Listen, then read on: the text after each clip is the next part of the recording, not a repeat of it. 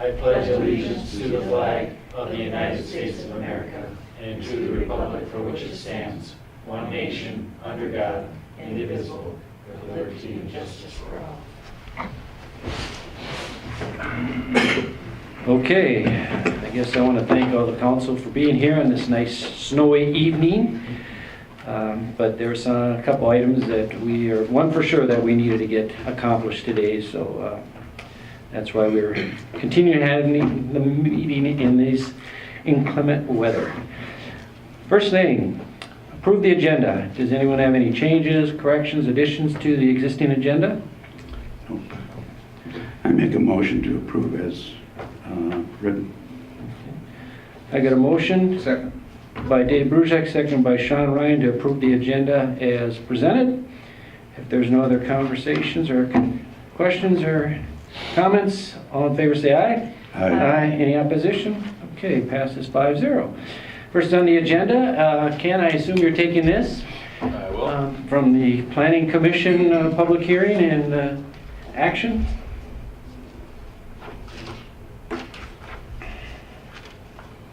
It's just a short PowerPoint to go through for everybody here tonight, and this basically tries to provide from back in October through Planning Commission's hearing in February. Summarize that in a few slides here for everybody.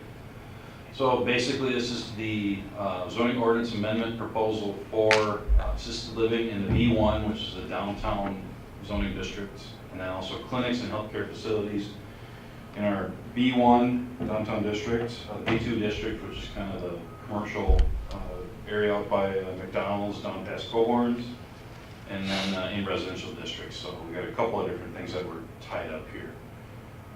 So as you will recall, hopefully, you as a council passed the interim ordinance on October 16th for the provisions that we basically have in place until October 1, 2018, related to assisted living facilities in our downtown B1 district, as well as the clinics and healthcare facilities in the other B1 and B2 commercial districts, and then in all of our residential districts. So that was kind of the charge to take a look at those items.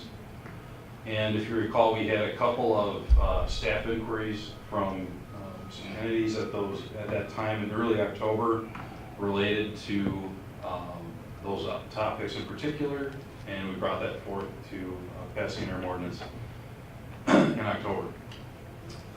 So again, the Planning Commission had looked at these items dating back to basically their meeting in October of 2017, and we wrapped up that process as our monthly review in January 2018, had a public hearing on the February 28th Planning Commission meeting last Wednesday. As noted, we had no public comments received. Dave Bruzek was the only member of the public at the meeting, other than Patrick, I guess, in the paper.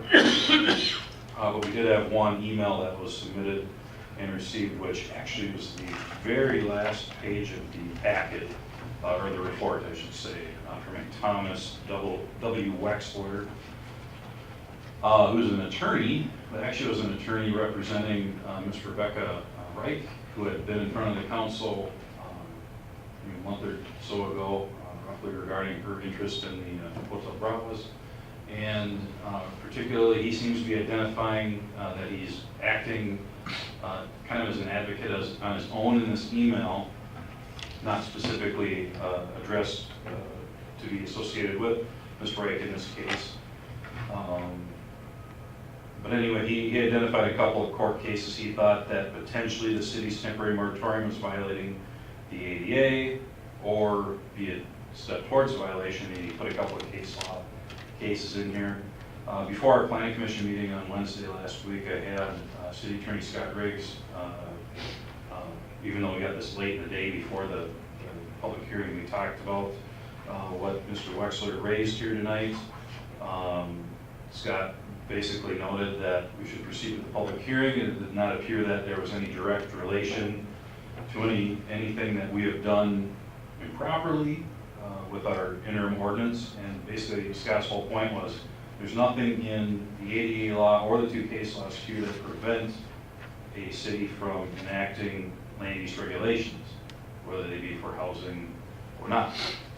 So that is where I've left that with Scott at this point. If you would like further clarification from Scott or a formal response, we can certainly do that prior to the adoption or second reading at the next meeting here in March. But basically, in a nutshell, Scott said there's really nothing to worry about, violating anything, and simply regulating land uses. We have plenty of areas throughout town for assisted living in particular that Mr. Wexler kind of brought to the forefront here. So I'm not sure what Mr. Wexler's point exactly was, other than to just throw something out there and see what the reaction might be. Just put that out there, so if you want to talk about that more, we certainly can. So other than that email, we didn't have any other comments, and I guess we'll just move forward to the actual ordinance amendment. So kind of some key points on the front page of the memo. I've got these highlighted, but I'm going to kind of run through the actual language here for you in the code on the overhead. So we have number 1, amended the definition of assisted living facilities that basically better matches the statutory definitions that are in the Minnesota Department of Health licensure language as well. One thing we talked about at the Planning Commission was there's actually been a new sort of quasi-assisted living, temporary care type use that's happening at hotels more recently, where for a short period of time, I think it's up to 14 days, people can stay in a regular hotel room if the hotel wants to rent it for basically for assisted living, for short-term rehab, that type of thing. And we wanted to make sure we didn't have that occurring also in the downtown area here. So Scott Riggs suggested we amend our definition as written. It basically expands the number of services that were included in that than what we had before. He thought it was good before, but we just expanded that to better match the statutes and where the Department of Health is using as their definition for assisted living. We didn't have any other definitional changes. That was really the only change that was suggested throughout that review process. Getting into the actual sections of the zoning ordinance related to specific districts, as it relates to healthcare facilities and clinics, one of the big topics that got brought up was in every residential district, single family on up to high density residential, we had listed healthcare facilities and clinics as conditional uses. So you get in with a clinic or a healthcare facility almost smack dab in the middle of the neighborhood if they apply for a conditional use permit. And that's a bit problematic because you essentially have to approve a conditional use with conditions. Basically can't say, no, you can't have it at all. It would be approved with conditions. And Planning Commission talked about that, thought, no, that's probably not appropriate in our districts. And the only reason we could think that was in any of our residential districts to begin with was the hospital, and historically the city's hospital was located in a historic district, the RL 70 district in particular. And the hospital today is in the RL 70 district, but we didn't want to affect their existence and their continued growth and expansion in the RL 70 district. So we talked to city attorney at length to see if there was a way we could keep healthcare facilities and clinics out of our list of conditional uses in all of the residential districts, and then allow the hospital where they're at to expand. And they basically indicated, no, the district that they're located in, you have to provide that still be a conditional use, but the RL 70 district is basically the smaller lot, older home development right outside the downtown core here. And really not much of a concern with other healthcare facilities, hospitals, or clinics popping up in the periphery of the downtown area here. So that was really the best way we could approach this. Basically, take every residential district and take out healthcare facilities and clinics, except for the RL 70 district. We would allow healthcare facilities to remain, and that would protect the hospital from any negative impacts from continuing to operate and expand in their location. I did forward the language as proposed to Mayo and discuss that with Mary Klemp and others, and they do not have any concerns at this point. They were initially concerned that we were looking at regulations that could affect them, but basically walked through all the provisions that we have proposed here, and they appreciated the effort in protecting their well-being and their location, and it did not have any formal comments, particularly for the public hearing or anything. So I think that they were happy with what we've drafted. So that's kind of the healthcare facilities and clinics in the residential districts. It was kind of odd that we had that, so I think this is a good thing to kind of lock those down a bit, except for the RL70 district to protect the hospital. So going back to our downtown district, that's really where we had the inquiry for assisted living.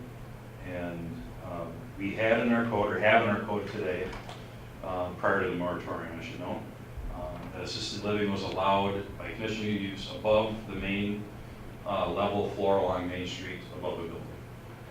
And the Planning Commission did have a lot of discussion about this, and up until the January meeting, kind of thought that might be an okay thing on the second level, still a little hesitant about that.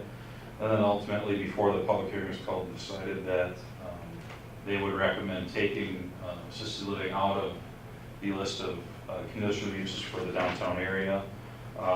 Things that were talked about was, you have bars and other entertainment downtown that might not be a real good fit, depending on certain late night events and things that occur there. And also the fact that there's a number of residential areas near the periphery of the downtown where assisted living could go, and where we do have assisted living in our residential districts. The new units that was approved last year through the TIF, to name one, and then Malastrana and Queens Court also. So didn't feel we were ruling any potential assisted living out, and that there's plenty of places that they can go in town. So that was kind of the main arguing points from the Planning Commission's perspective on that matter. The other item that kind of came out of the discussion was we didn't have it, and this was really not directly related to the topic at hand, but kind of looking at the ordinance in general, was we didn't have a maximum building height in the downtown district. And the Planning Commission felt that was probably something that should be looked at while we're looking at the amendments. Measured various buildings in the downtown area.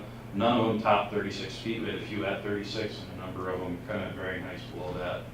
And so the Planning Commission was suggesting a 36-foot building height limit in the B1 district. Obviously, if you look downtown, you will notice that the mill is taller than that, but that is the industrial zoning district. So just want to point that out as well. And then St. Wentz is not in the B1 district, they are in the RL70 district. So again, not subject to that height limitation. Moving along again here, B2 district is really the district where we had the inquiry about the potential medical addiction treatment clinic. That kind of spurred on a lot of the discussion on this moratorium. And as permitted uses, we've always listed clinics, which does not include any overnight stays, but have never listed, but never had healthcare facilities, which would be a hospital with overnight stays as a permitted use. That's always been a conditioning use if you're getting overnight stays at a hospital. So really no change there, just pointing that out, but we do have performance standards that we'll go over here in a minute to talk about, to kind of address some of the issues that we had concerns about when the moratorium went into place. Should note that assisted living facilities are not allowed in our B2 community commercial district either. Try to keep those again to the residential areas.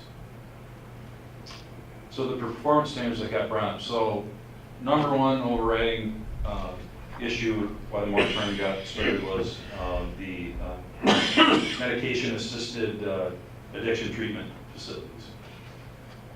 Tried to struggle with how to address that and not rule that particular type of patient out from any particular district.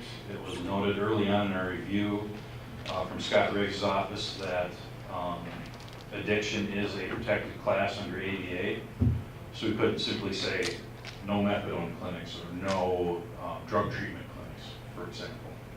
So we had to think about another way to approach that and specifically address the concerns that those types of clinics bring in. So one of those was kind of the security aspect of those clinics. And basically what we did was we pulled some language out of the Department of Health program rules and added a performance standard that says that if you're a clinic and if you're doing detoxification or chemical dependency treatment programs, you have to follow the rules developed by the Minnesota Department of Health. And essentially that provides for a number of different protocols, but one of them includes having a security guard on your premises.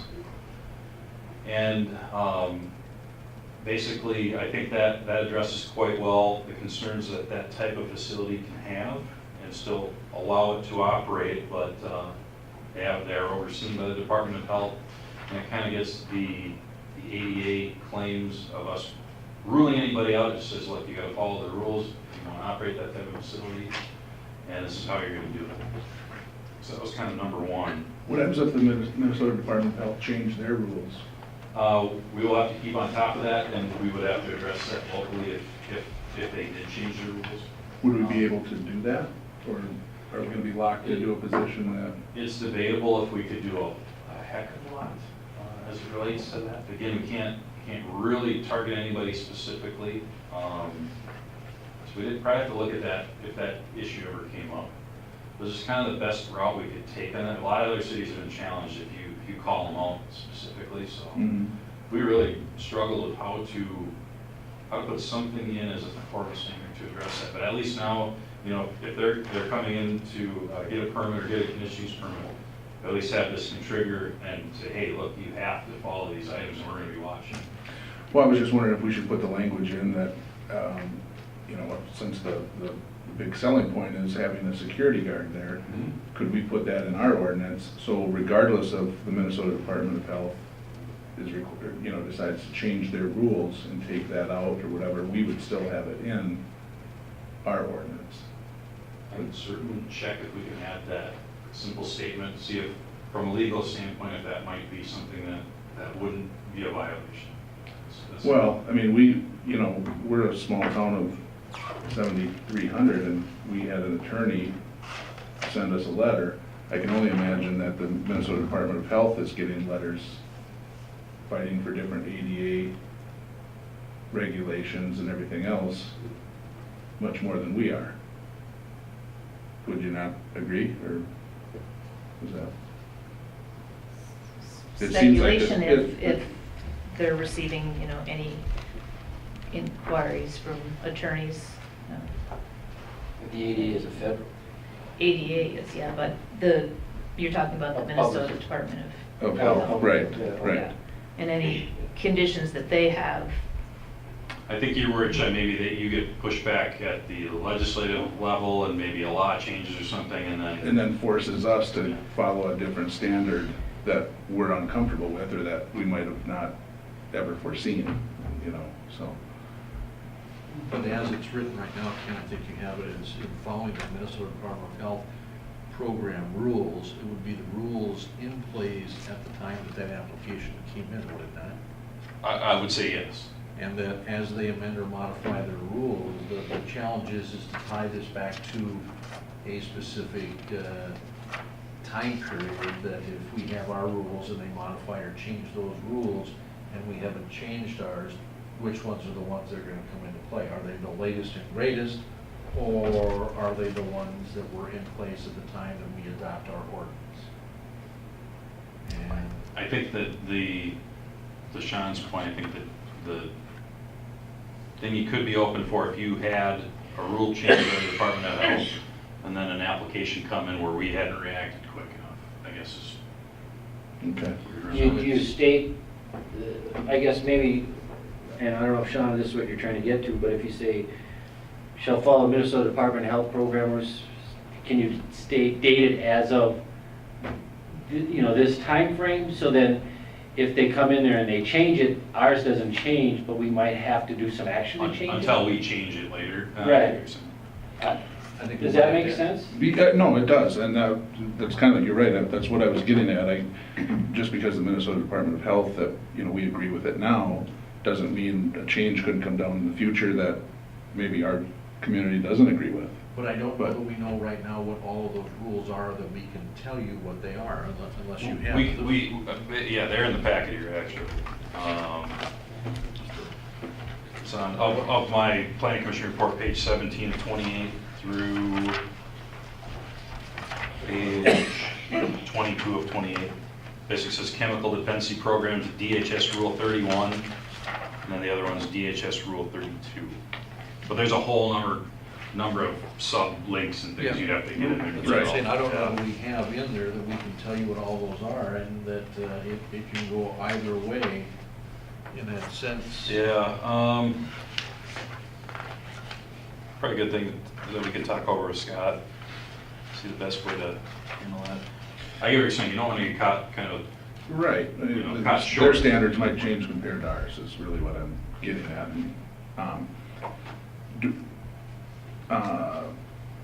And you know me, I'm not one that likes to keep pushing this off and off and off, and, you know, I like to get the information and let's make a decision and roll with it. But we have a year moratorium, right? We don't necessarily have to have October it 1. Correct. till October 1, so we don't have to get this done here in March. No, this is the draft that's just coming back to Okay. you per the recommendation of the planning commission.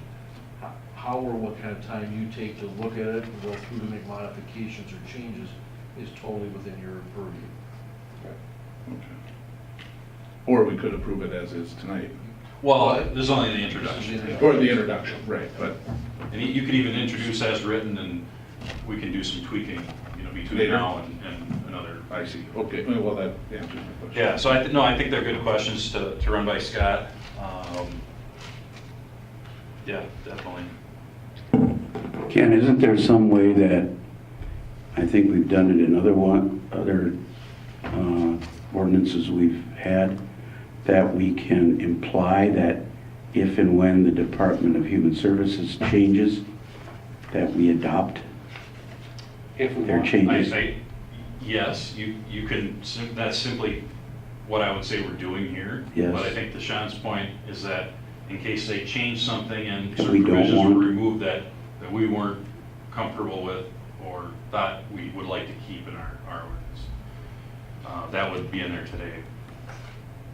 Yeah.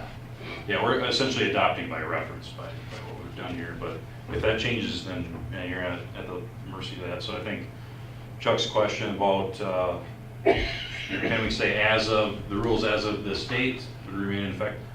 And like Mike and I'm not sure how we would get a full scope rundown of all those rules. I mean, I've got from their website here, but there's a number of sublinks and other things, so. You know, that's the concern in trying to be all encompassing, is do we just say the Minnesota Department of Health program rules? And the frequency that they change or how often or whatnot in that process. But if you try to pinpoint it, then the question is it only applicable to those rules? There might be changes that occur for the better, and if you've got yourself limited and you're applying those rules, you may be having to work off a different set of rules that may not be beneficial, but likewise, as you're saying, if it goes the other way as well, that because we don't know this, we don't work with this, we don't have all of the knowledge, we're not sitting here trying to tell you that we can take care of every situation that might come in this process.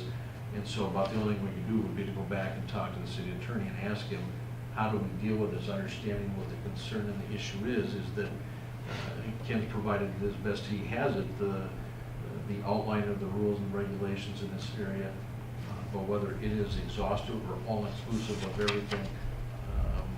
Yeah, there's a lot more to it than, you know, just kind of these summary pages we're noting here. And so could it Good be questions. written differently, or how can we best address it, recognizing the concern that you're asking? That's fair. Yeah, I would hate to say, oh yeah, of course, you know, and if it changes, we'll be right on top of it, but I can't promise that I'll be here, and But if we do the first reading tonight, we still would have. yeah, we have time to. Time to. Yes. Okay. So that provision is located under the headings of clinics and healthcare facilities. And Mayo did want to point out, they said they are not doing either of those activities at the hospital currently. They just wanted to let everybody know that. So that did impact them. the other performance standard for clinics was, this really got to the downtown district in particular, as it says for the B1 district, was if you had a high volume clinic that was doing some sort of treatment, wanted to make sure that they were not clogging up any area downtown in particular. So they came with the provision that if there is a high patient volume clinic, essentially that number was pulled with kind of the typical patient load that you would see at a drug treatment facility, specifically, I'll just say methadone clinics because that was just one example of them. They tend to treat a lot of patients very quickly in a short amount of time, and that can have a lot of people bringing in traffic for that. And in the downtown area, wanted to make sure that that's okay, but if you're employees, we want to make sure that you have at that facility all the employees on the largest shift for that facility have a parking lot off street that they can park in, so that you're going to have employees and patients coming and going. So that was kind of a key discussion point. I think it was Commissioner Gilman that brought up specifically. A couple members of his family specifically have worked in particular clinics such as this, and they do have a turnover in traffic and patients per day. A lot of people are for treatment in particular, brought in on somebody drops them off, and then they'll come back and pick them up, you know, if they know they're going to be done in 10, 15 minutes, whatever it might be. So he felt just from his own experience with his family members that work at these places that would be a good thing to handle that. And then finally, the last performance standard was for the healthcare facilities or hospitals, probably a better way to more commonly people would know this, but a healthcare facility, a hospital.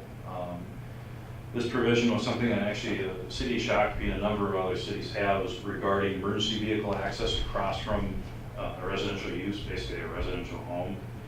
And while all our healthcare facilities would, obviously, as the RL 70 district would be where the hospital is today, we can't really avoid that, but this does not affect existing facilities. Unless they wanted to move their emergency access point to another point in the building, that would simply be subject to a conditional use permit review at that time. And we can see if maybe there's some variance that could be warranted, but ultimately Mayo is not concerned because they don't have any plans to move that access where the ambulances and things come in today, but you generally just try to protect the residential homes so you don't have the lights and the sound right in somebody's front window, if you can at all help it, but it's kind of unavoidable with the hospital here. This would be more for new facilities. So that is really the major points of the amending language here. Talk a lot every month about this. Amy, you can kind of attest to that as well. We felt like we're kind of beating it to that a little bit, but wanted to make sure we were thorough, and I think what we've got is pretty solid here to address the concerns that we initially had. And like Sean said, we do have until October 1 to actually get everything in place, but this is what the Planning Commission wanted to forward for review and discussion here tonight as an introduction. Okay. Any questions? Yeah, I have two. At looking at this, I'm on page 4 of 28. Okay. Clinic. I got wondering, how do you handle vet clinics? Because under your definition of clinics, you could have included a doctor of veterinary medicine. I believe, Dave, that we list veterinary clinics differently in our zoning ordinance, and I don't have the book in front of me, but I'll address that for you after the next meeting. But I believe we have them more geared towards the B3 district and the industrial district, because a lot of them are associated with kennels, Right. and boarding, and we don't want them in the same districts necessarily, but I will have to look into that. I don't know. Okay. At one point, they were in the residential district. Mm-hmm. Okay. The other one I have is on page 15, just past the middle of the page. What is an R1C? 15. Yeah. Go That is down. something from the city of Shakopee's ordinance. I was just referencing Shakopee's ordinance. Okay. That's what that was. And I don't know exactly what R1C was specific. So it's not in our Not in ordinance? our district. Okay. I think it would be similar to our RL70 district. They call it Old Shakopee Residential, in a smaller, narrow, I think that's like their 50-foot wide residential lot area, Okay. kind of near their downtown. And Dave, I think in answer to your question about clinic, and could that include a veterinarian, it looks like in the proposed zoning ordinance language, we actually do have a definition for clinic, and it's an establishment where human patients are. Right, I saw that too. Yeah, so would that carry over then to the conditional use if it lists clinic? So we're not changing, we're not proposing and changing that definition. Right, I just right. don't know if we have a definition for veterinary clinic specifically. Oh, okay. That's what I want to check. Okay, Okay. Not sure, but we do have it definitely listed out differently in our B3 district and our industrial district. That I know, but I'll have to check if we have a definition for it. Okay, any other questions for Ken?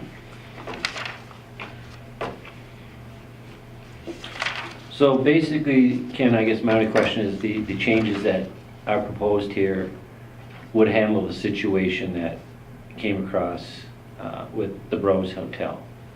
Definitely would address that situation by not allowing any assisted living as proposed.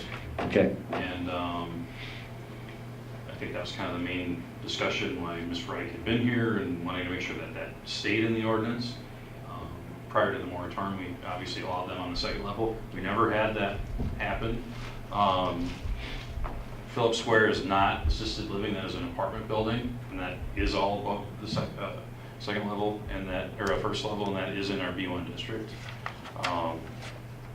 So, We really tried to focus on not the assisted living part, but where the location, where it's appropriate. Mhm. And we didn't think the commercial district is where it fits the Mhm. needs or the definition. So without looking at certain buildings or businesses, it was overall. and quite honestly, it was not very common to see that. You can see some of the research in here, Elko New Market, Bell Plain and others, that it's not allowed No. in most districts. Try to keep, downtown area commercial, you got your, kind of your entertainment and that type of facility down there. okay. Any other questions? No, either now or, excuse me, at the end, I'd like to note the latest status of the Hotel Bros, but that can be addressed at the end. Yeah, sure. Do we want to table this until Ken gets some answers at the next meeting, or do we want to do approve the first reading with possibility of some changes if the city attorney to address the concerns that Sean had? Again, I'd like to move on with this, and like Ken said, change it as needed. You can Or still the- table at a future meeting if you felt the responses weren't getting Okay. where you'd like to go. Yeah, So do you want to put that in a motion? yes. I'd like to make a motion to approve, introduce, thank you, introduce zoning ordinance amendments relating to clinics, healthcare facilities, and assisted living. This would be considered the first reading, correct? Correct. I'll second. Okay, and I got a second by Sean Ryan. Any other questions, comments? If not, all in favor say aye. Any opposition? All right. Next meeting, Ken, thank the Planning Commission for their hard work on this topic. Yep. Yeah, I'd like to, I was at 2 of the meetings, and I saw how hard the Planning Commission, and especially Ken, worked on this. There's a lot of effort put into this ordinance. Thank you, Ken. Thank you. Next, citywide cleanup array. I don't think they're gonna find it if we don't get rid of the snow. Yep, it's that time again. So, same weekends we've always done in the past, looking for the last Friday in April for the LeSueur County side cleanup, and then the first Friday of May, with Scott County cleanup. Scott County is still working on the exact dollar amount that we're gonna get for the grant. It should be about $1,100 just for the cleanup portion, which is where we've been the past few years. We got just a little under 1,100 in 2017. They're offering an additional $500 for on-site shredding. And we had, if you remember, Veterans Shredding did do a shred day on that Saturday after the Scott County pickup. And it was very popular. We had over 4,700 pounds of documents shredded. So the county is willing to throw in another $500 if we do that again. The cost is $780 from Veterans Shredding, but in our budget line item for the cleanup, we actually have more than enough to cover that. That cost aside from the grant, so I think we should do that again. And same Saturday they're available. I had them pencil us in so that we could do that again from 9 to noon at the City Hall parking lot here on the south side of the building. So what we would look for tonight would be, we have last year's program agreement for your consideration, but we would want to enter into a new one, obviously, but the agreement will be identical to this one, and we should get that within about a week here from the county. The reason we wanted to get this in front of you is because I have to have the advertisement in our newsletter printing before we meet for council again, which means I have to know that we're doing the program. So it's kind of a little bit ahead of the cart here, but I had indicated to the county, if you noticed in the letter, they wanted to know by the end of February if we were interested, and I said we were, subject to your approval of the program here tonight. So we got our foot in the door for that. So this kind of wraps it up and lets us kind of run with the rest of it. Ken, comment, I did talk to Steve Stuber this afternoon. He called after you called. He said he's working on those letters now, so he will have them out shortly. Question I have is, in here you said 68 electronic devices were recycled? Yes. Was that done by our shredding company? It was done by the shredding company, and that was part of that cost for the grant. They can shred like hard drives and other ones. They basically just crumple them up, destroy the hard drive more or less. Okay. You know. I didn't. It's not the whole computer. Paper shredding, not the whole computer. Right. So, yeah, but that is included. So a lot of people took advantage of that. Yeah. So we haven't done electronics collection for, geez, I don't know how long. Many years. 7, 8 years or so. Good. Make note of, highlight that or something. I didn't pick Yeah, that then up. maybe I should add that in the brochure a little better here. Well, be careful with electronic people who run TVs and. Yeah, that's true. We noted in the brochure, also shredded at no charge will be hard drives and computers. So it would be the tower or a laptop, but no monitors and no TVs. Oh, we'll do the whole Kinda thing. got that in there. Okay. Good. And I got that language from Dave at Veterans Shredding, so it must have worked because he didn't have any complaints from last year. So nice. Okay. Any other questions for Ken? On a related note, Chuck and I in our neighborhood had an ottoman sitting out on the side of the street for like 3 weeks. Okay. I don't know if it fell off a truck or what. And now there's a mattress that's been laying out on Main Street for, does the city pick that up and then assess the property owners a fee to that, or how do we take care of that? And if we can't figure out who put it there, a lot of times we'll get calls from residents that somebody dumped a Right. mattress or a couch or a TV in my front yard, and we just take it and we end up paying out of the cleanup budget to just haul them off. Every couple of years we do that. So they end up going up to the street department garage, and we just kind of got to cover it.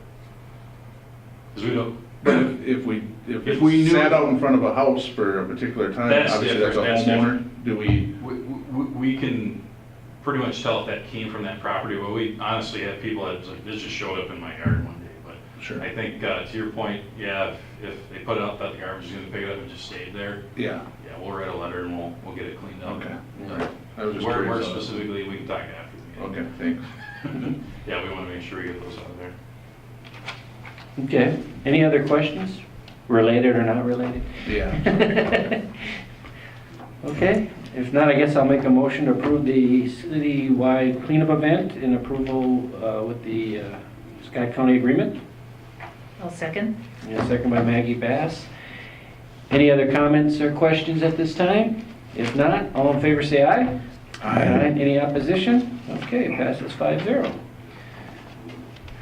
Now, we're getting a new tractor, kind of late. Well, it's in this year's budget, and hopefully we'll have it in time for this coming winter or later this fall. But Glenn would have been here, this would have been his item had he been here. I instructed him to go home on the road to Prior Lake.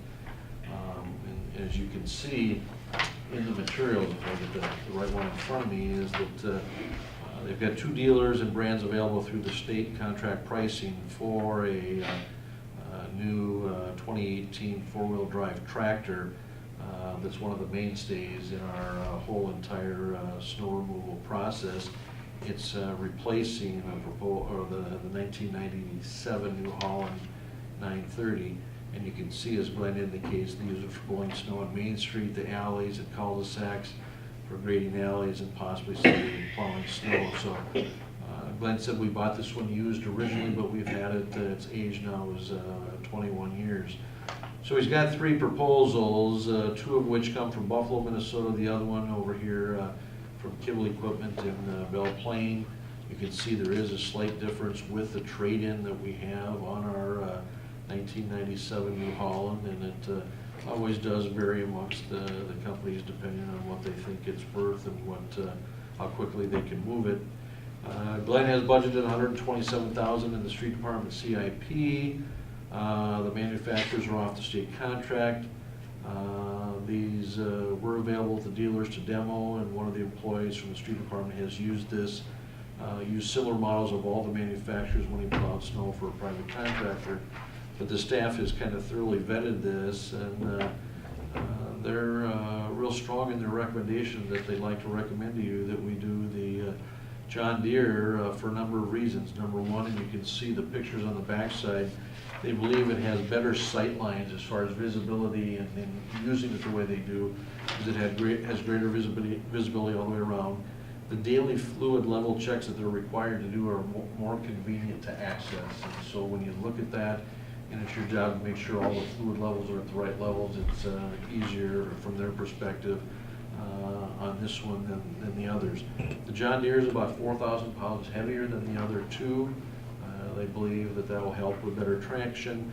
And then finally, probably one of the bigger ones is that if there's any repair or maintenance or parts that they need, the Belle Plaine dealership is only 15 miles away, whereas the other one's in Buffalo, as far as having to take it there for any maintenance or repairs. So, albeit there's a slight difference, I think, of about just, what is it, $4,000 approximately, a little bit less than that, no, 1920, $4,700, I think, if my math is correct, from give or take in that vicinity.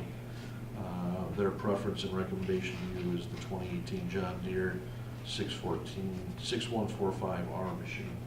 Is there a tax then on this, or is this tax exempt, or is that included everything? It's included in it. The 124 is everything? Yep, except it's normal, I take that back, that normally he tries to show that it's either in or we don't have to pay it. No, I'm just saying, I mean, we had 127 in the budget, you know, if there, you have to add tax on that, it'd be over the I don't budget. believe it is. It should be tax exempt. Yeah, I was just gonna say that, I think that snow removal piece, and that's tax exempt, that we wouldn't bring it to you if it didn't fully vet the total cost of what we're buying. Okay. Mike, I don't know if you can answer this, and it may not be important. The John Deere, in addition to looking heavier, looks bigger, and I was wondering, will this be too big for the sidewalks? I don't think they want This doesn't go on sidewalks. Oh, I thought you said it was used for sidewalk. Main Street, they Main put the Street, snow when plow. when they Blower. order The blower. they bring that out, they attach the blower to this to Okay. go it into the dump trucks.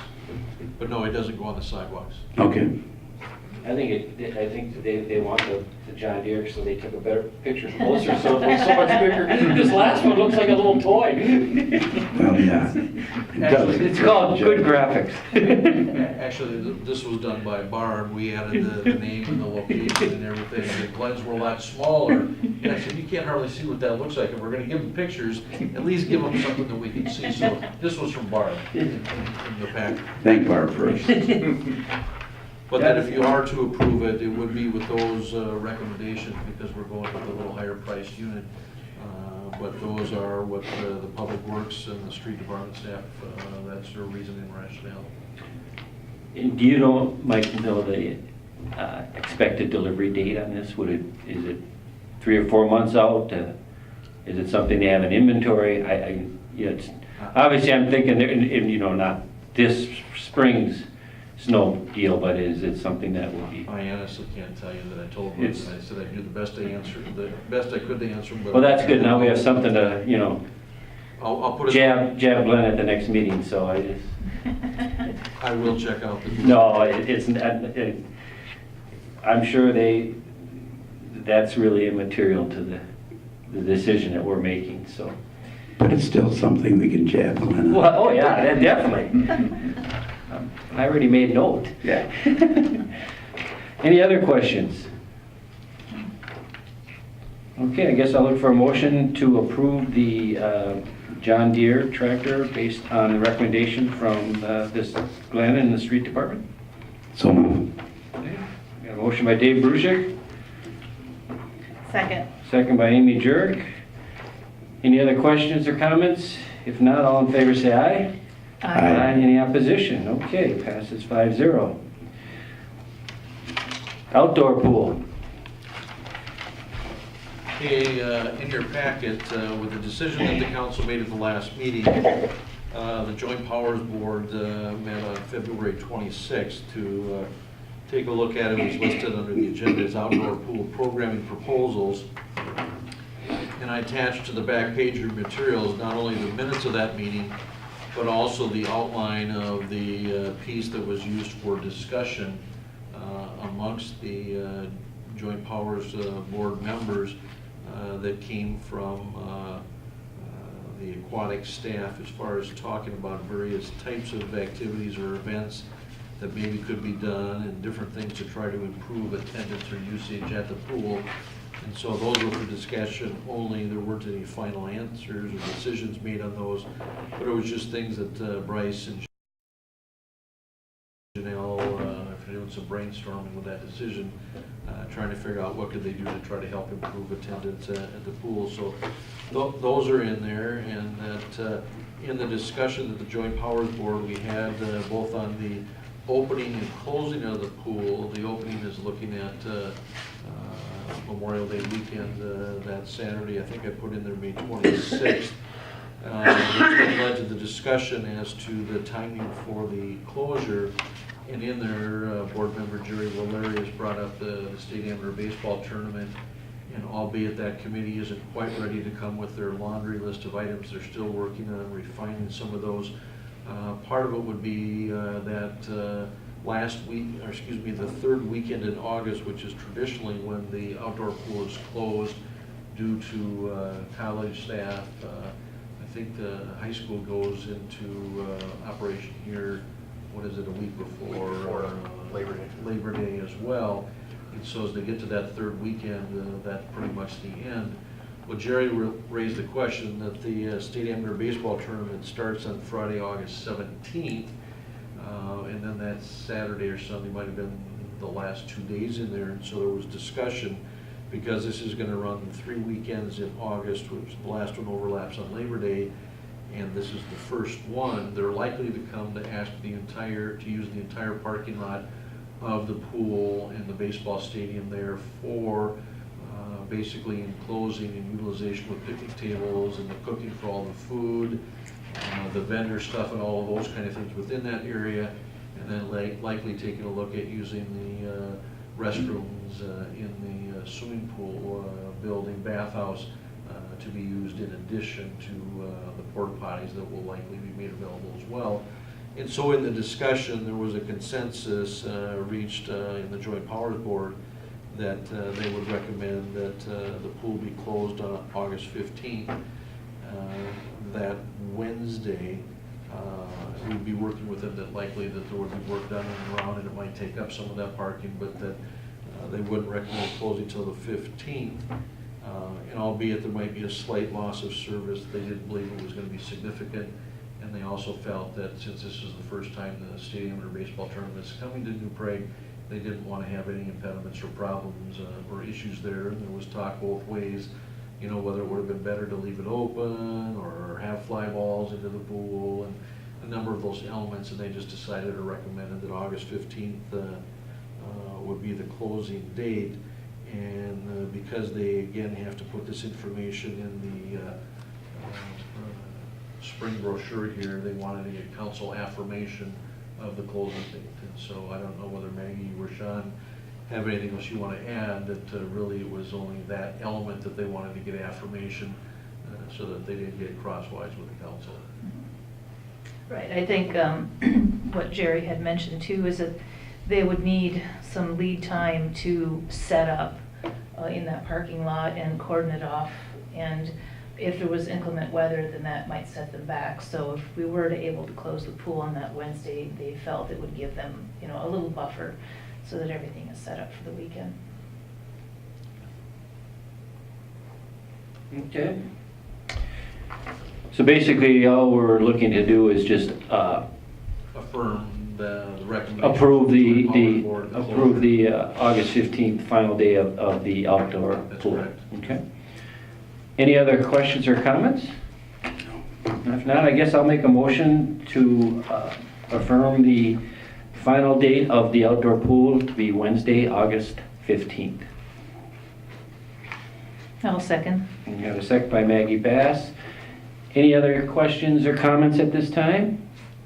If not, all in favor say aye. Aye. Any opposition? Okay, thank you.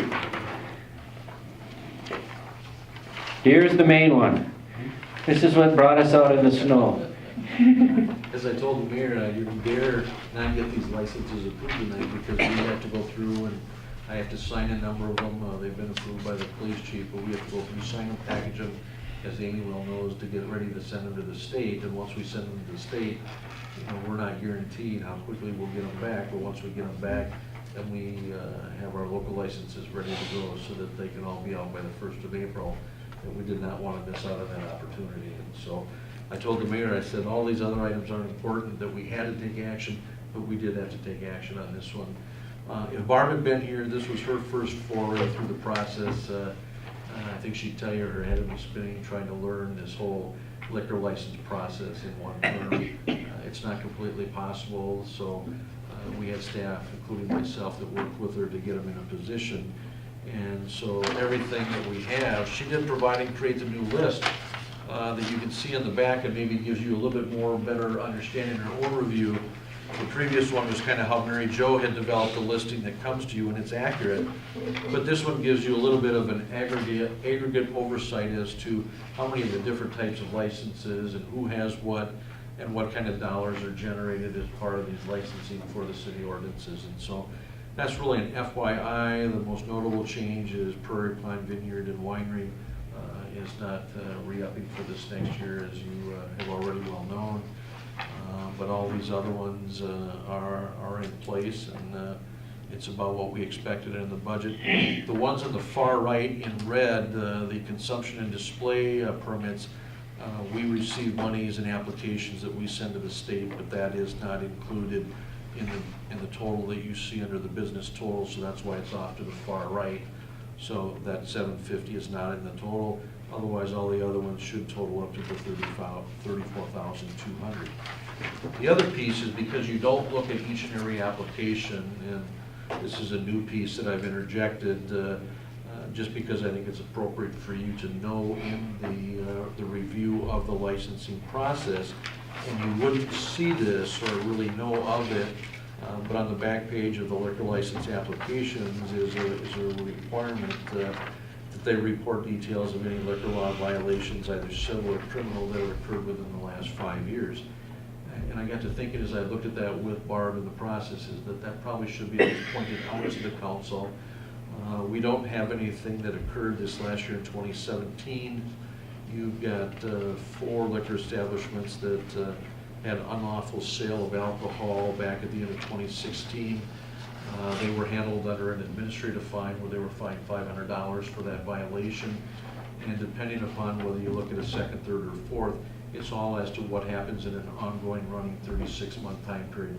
So if they have no other violations in 36 months from when that first occurred, then their next violation would be the first offense after that 36 months had run. The other one, which is a little unusual, and at this point is too early in the process to do much of anything with, and if you recall, this past fall, there was an incident occurred where we had an individual, that there was an accident south of town where an individual was killed. That family has filed a civil action against a local establishment, and that's in very much of the early stages, and so there's been no decisions or outcomes or anything of that nature, but it is one we've noted. We've noted that on the colored piece, that if you look at it, it's kind of in small print on the back. You may have to get out your magnifying glass. Those 4 that are noted have a star that have a liquor violation in December. It should have been December of 16. So that's a misprint. And the civil action was just filed here in January of 2018, and there's no outcome to date, and we've listed that as a CA, and you'll see it up closer to the top behind the second licensee on the list. Beyond that, as I stated in my memo, all property taxes are paid, and all other items or financial claims against the city, utilities are paid, everything else of that nature. There are no delinquencies or nothing paid. Has been verified in those licenses that only have a leasehold interest in the property, that there are current leasehold licenses in place. Because it's required of the licensee to either own the property or have an interest in the property, and that's by way of a lease. And so we have to follow up and make sure leases are in effect. And so everything basically is in good order. So the list on the second page is what you've traditionally seen in the past from Mary Jo. We'd ask you to approve the list that you see for the 2018-19 liquor, beer, wine, and miscellaneous license applications. Mike, on this red graph, Yep. what is consumption and display permit? What is it? Well, it's You can look but can't touch.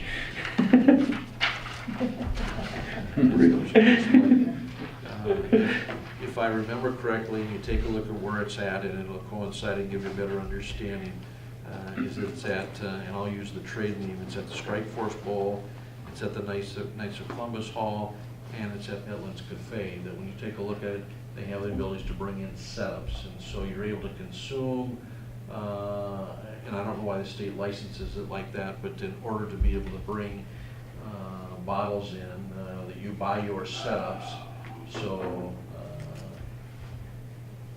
that's the best I can tell you, that if you look at it from that perspective as to how it's used on the site, those 3 are a pretty good indicator that Okay. how that gets used. And so I had the same question, and that's the best I could get out of the state in the way that I could understand it. And in the past, we probably, I'm not certain if Mary Jo even showed you that, because that's not on your licensing list here.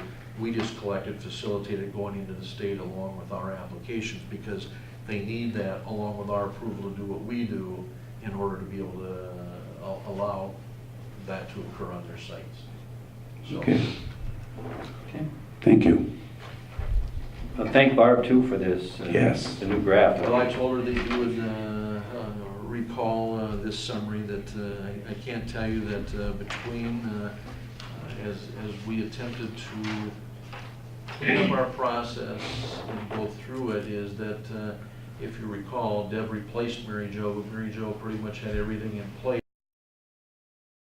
when Deb came on board last year, and so although Deb was able to help a little bit in the process, she didn't have a whole lot more background in doing what we did to process everything than Barb did, and so it was kind of the blind leading the blind.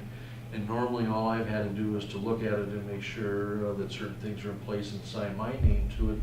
And so it took Barb and I sometimes making some calls to the state to understand just exactly what is this kind of license, what does it do, that, you know, I've not had to do that myself, and so we did it so we both understood.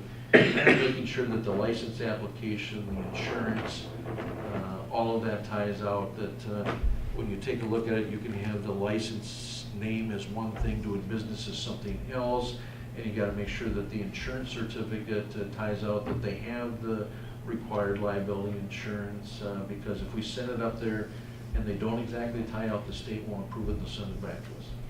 So we make sure we try to spend the time up front doing our due diligence, and so Mark got quite an education in this process. And I'm sure she'd probably visit some of these establishments. Now the education, she can have On a, Friday, she was glad to be done to head on vacation after Yeah. the state sport. well, good. Good learning experience. Anyone else have any other questions? If not, I guess I'll make a motion to approve the 2018-19 liquor, beer, wine, and miscellaneous licenses. Second. Second by Amy Jurek. If there's no other questions or comments, all in favor say aye. Aye. Any opposition? Okay, passes by. The piece about the notification on prior violations and that, if there was a known history or something, then that may be something that might be of concern to you and what we may have to take a look at or how you want to consider dealing with that. We don't have any of that at this point. I think if you watched, I don't know if it was, I think it was St. Paul recently, a month or so ago, 6 weeks ago, did not approve a liquor license for an establishment because of a number of other gang member shootings and other things that occurred there. And the council said, no, we're not going to approve it. And it was like he was, well, what am I going to do with the place now that I lost my liquor license? Well, it wasn't as if he didn't know that that had been building Yeah. and accruing. The council, due process basically said, we don't want these issues any longer in this part of the community. It's done. Yeah, there were a lot of police reports on that one. Okay, next on the agenda, the consent agenda. Anyone have any questions or concerns or anything in any of the two items in the consent agenda? No. I had a question for Ken though on, you see you got mileage for census training. How did census training go? I was up at the league office. I'm hopeful it'll be better than before. Well, if you remember, we budgeted for a planning intern to help with the census items, because census is not going door to door, canvassing new home locations and things. So I had to get a little better idea of what background I needed on an intern to help out and basically go door to door and make sure there's people living in new homes or what they got going on, so we can verify on the list. But I think the census is a good mapping program that we can utilize to help that along. So I'm hopeful, and Scott County's actually had some people at the training as well, so shouldn't be too bad. I don't know. We basically have to verify from 2010 through April of this year that we have every new home that was built in that time frame counted. That's kind of the key charge for now, and then they'll make sure they get a survey in 2010 or 2020, excuse me. Okay. Anything else? I'll make a motion to approve the consent agenda. Okay, I got a motion by Dave Bruce to approve the consent agenda. Second. Okay, I got a second by Amy Jurek. If there's no other questions or comments, all in favor say aye. Aye. Anything else? Anything else? Anyone not in favor? Okay, passes 5-0.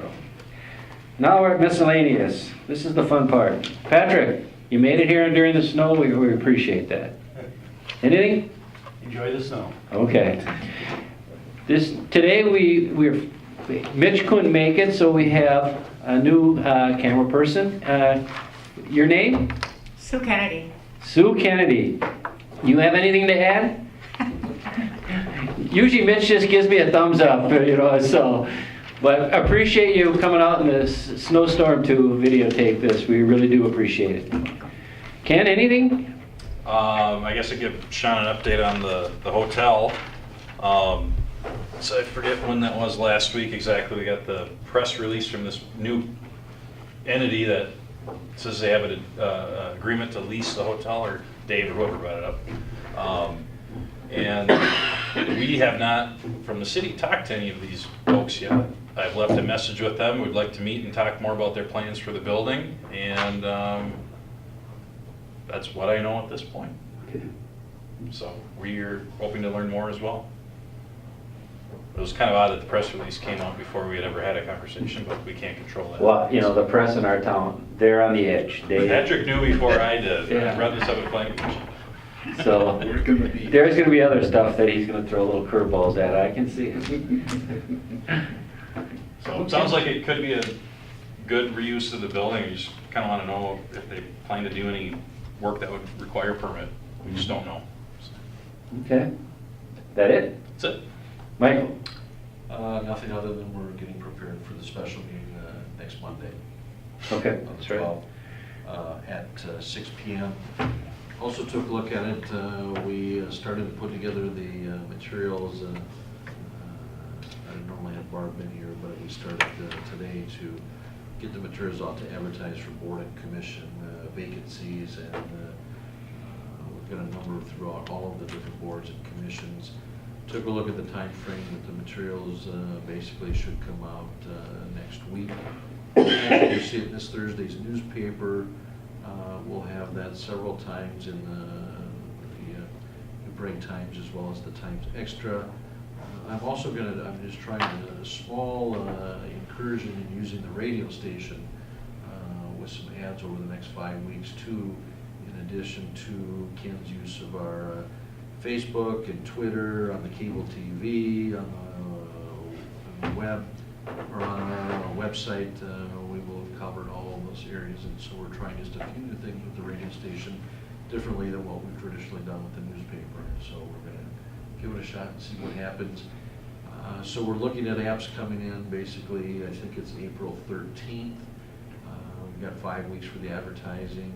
And then as we try to take a look at that, again, not knowing how many and or what your schedule is, I just tried to look at that. We've got about 3 Mondays in the latter part of April or the 1st of May, and or on off Mondays, depending on whether or the number of candidates that we would have that you may or may not want to do ahead of the council meeting. So I've got flexibility in there that gives you choices. Either you can pick a day and be done with them all at one time, an off day, or you can do it ahead of the meetings in there. That we've got flexibility in that process. But they'll all be due on the 13th so that we can get copies made, put together, so we can get them out to you hopefully within a week from when they're in, so that a little bit later, maybe at the next meeting in March, we can see what you might want to do rather than wait till into the first part of April.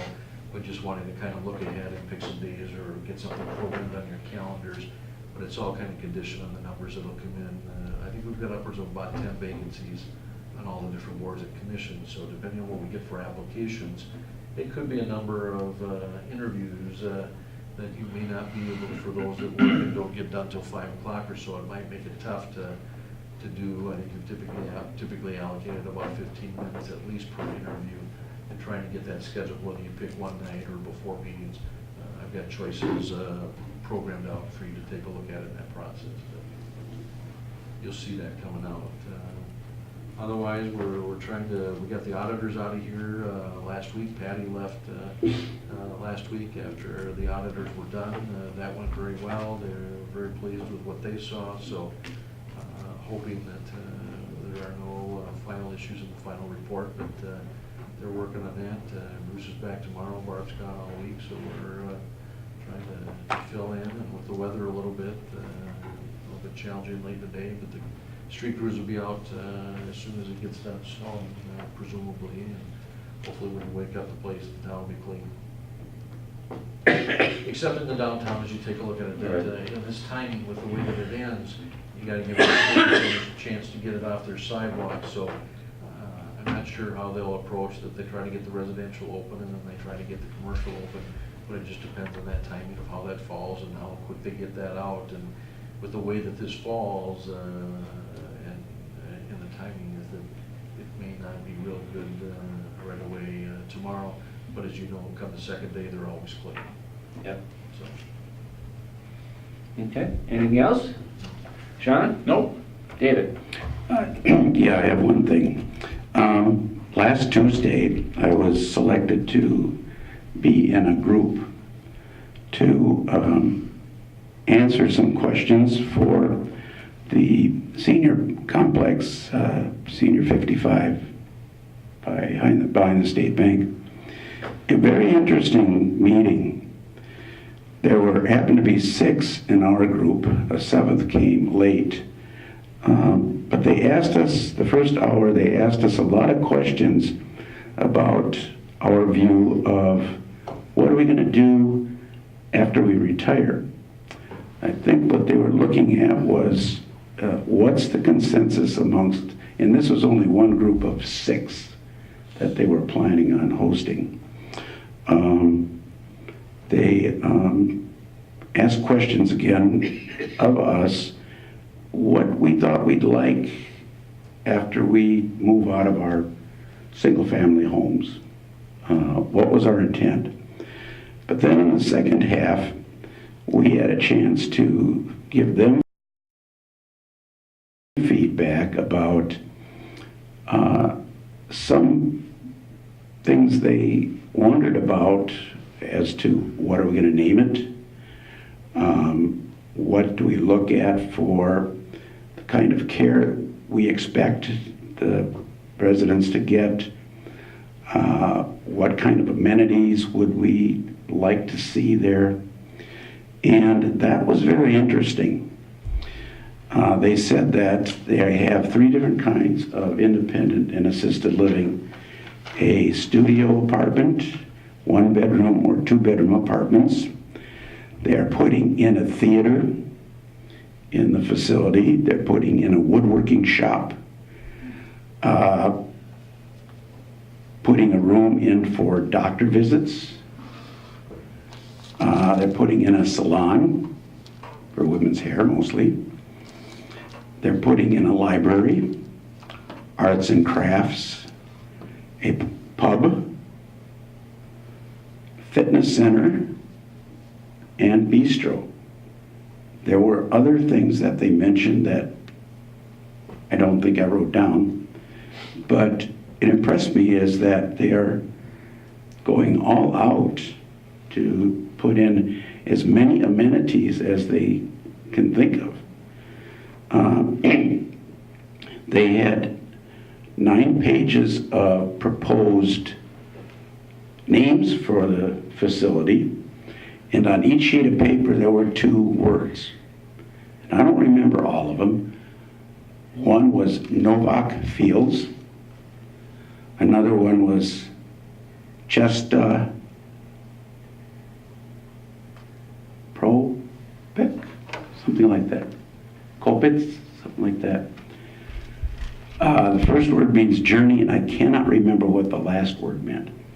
But all of these had to do with something that referenced back to the heritage, the customs, what this was before it became a field for them to occupy,